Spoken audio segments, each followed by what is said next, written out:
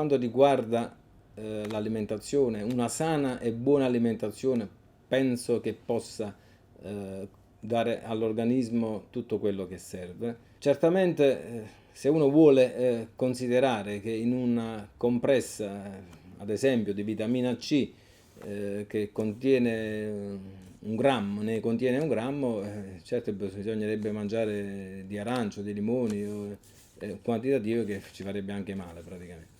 Per cui siamo sempre lì. In casi in cui ci sono carenze, si deve ricorrere a un integratore, ma se uno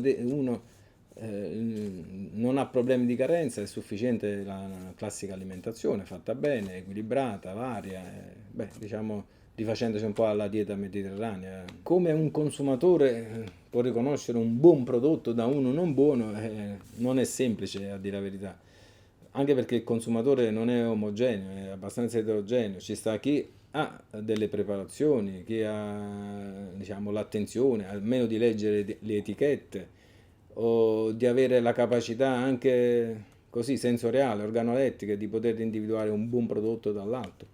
Ma generalmente è ben difficile. Poi diciamo il consumatore generalmente si fida, dobbiamo essere noi aziende a offrire loro il miglior prodotto che possiamo, come se fossero veramente nostri familiari. Non a tutti lo stesso prodotto ottiene gli stessi risultati, anche se le sintomatologie possono essere simili praticamente. Ci sono anche delle risposte genetiche forse diverse. Se consideriamo che oggi parliamo di microbiota, microbioma, e che ognuno ha il suo, che il cervello secondario del nostro organismo è l'intestino e che è colonizzato da miliardi di batteri, quasi come se noi fossimo l'ecosistema dei batteri stessi, quindi e ognuno è fatto in un modo.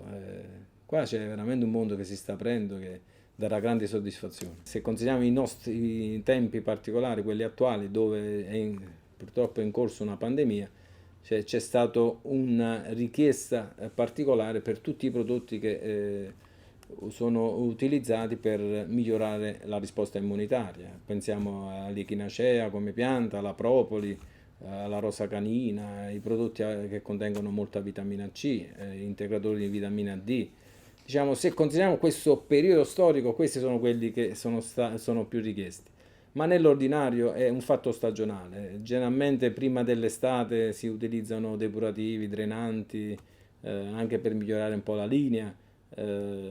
Magari il periodo autunnale, quelli depurativi e immunostimolanti per proteggersi dalle, diciamo, problematiche relative al periodo invernale. Uno che non conosce stagionalità sono i prodotti relativi al miglioramento del transito intestinale, che quello lì è un problema di sempre. Lo stile di vita è fondamentale.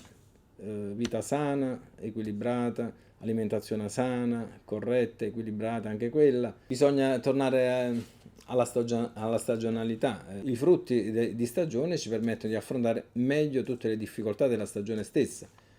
Per cui, considerando il tempo attuale, in questo momento, i frutti di colore arancione, come carote, albicocche, pesche, sono ricche di beta-carotene, che fanno molto bene alla pelle, quindi evitando i danni che potrebbero essere quelli dell'esposizione solare. Pensiamo all'anguria, dove abbiamo bisogno di idratarci molto perché perdiamo più acqua e quindi attraverso un frutto così ricco d'acqua, anche di vitamine, anche licopene, che è un potente antiossidante. Diciamo che il segreto è veramente quello di entrare in risonanza con la natura, con il creato e con il creatore sarebbe l'ideale.